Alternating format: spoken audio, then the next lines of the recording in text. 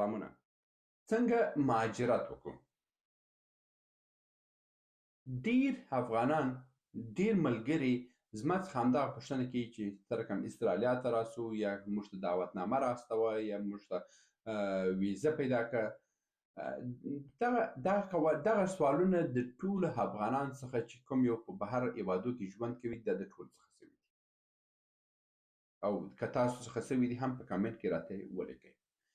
ګوره، زه دا خبر تاسو ته کوم چې کله هم د یو کس چې نوی راغلی دی په هغه هېواد کې، دغه هېوادونو کې مثلا اروپایي هېوادونو کې، امریکایي هېوادونو کې، دلته استرالیا کې چې کله هم داخلیږئ، که تاسو فکر کړی چې یو افغان چې په افغانستان کې دی داسې زمری غوندې شوی وی چې زه کله اروپا ته ورسېدم دغه ټول افغانان به ځان سره راوغواړم او هغه اروپا به ټول د افغانانو ډکه کړم، چې کله هم دلته راسئ بهتري یو په دوه ختم شي. ولې؟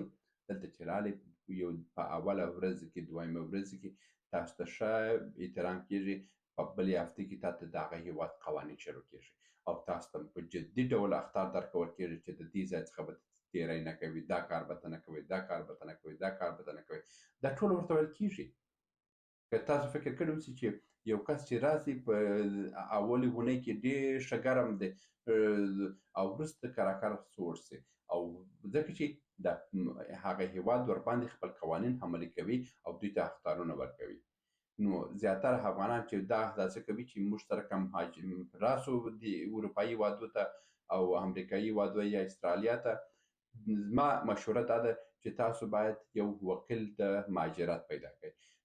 د مهاجرت وکیلان چې دي، مثلا که په استرالیا کې غواړئ، په امریکا کې غواړئ، په اروپا کې غواړئ، په هر هېواد کې غواړئ، د دوی ویب سایټونه په ګوګل کې ولټوئ.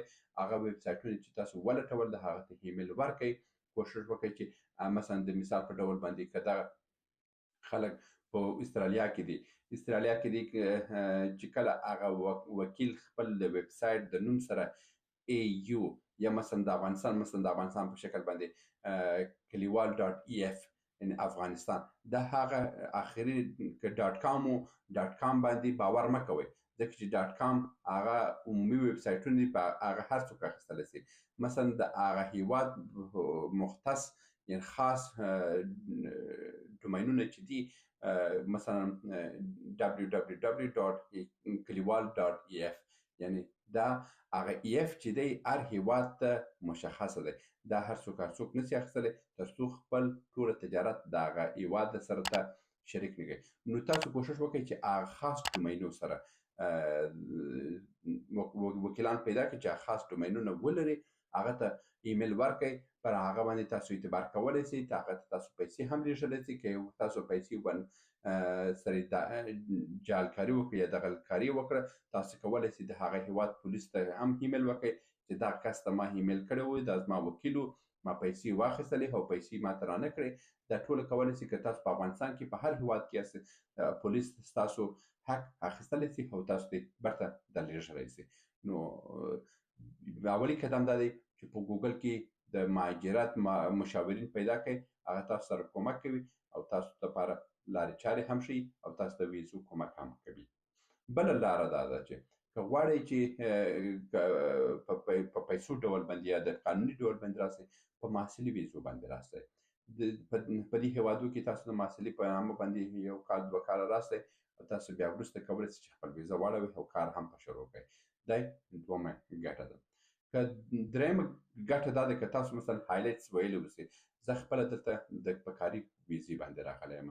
186 ویزه د استرالیا چې ده، هغه یو کمپني چې کله هم تاسو ته انټرویو تاسو ته اخلي، مثلا ما یو وظیفې ته اپلای وکړې، هغه وظیفه داسې شوه چې ما انټرویو ورکړه، کامیابه شوم، هغه کمپني ما ته افر راولېږلو چې په دومره معاش باندې ما سره کار کوي، معلوم و.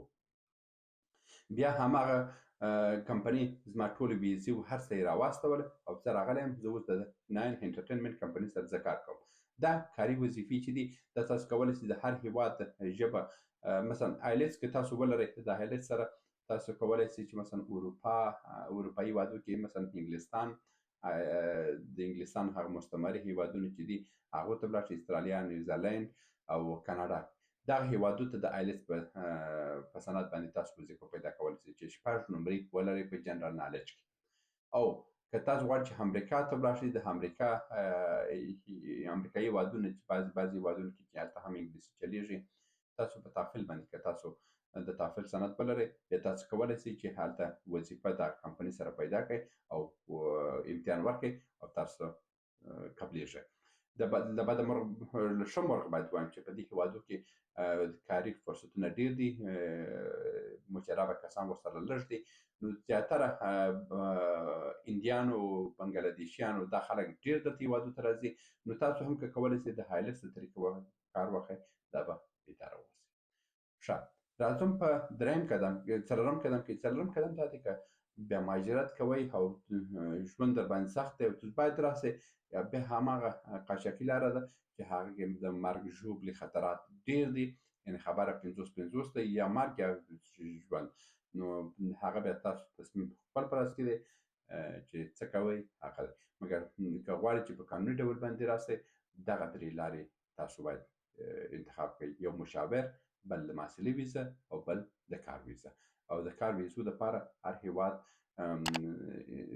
ویب سایټ، مثلا استرالیا ته چې ځئ، تاسو د سیک استرالیا سرچ کړئ، SEEK.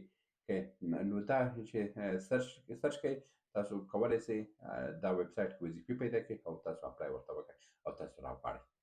نو دا و چې څه رقم مهاجرت و.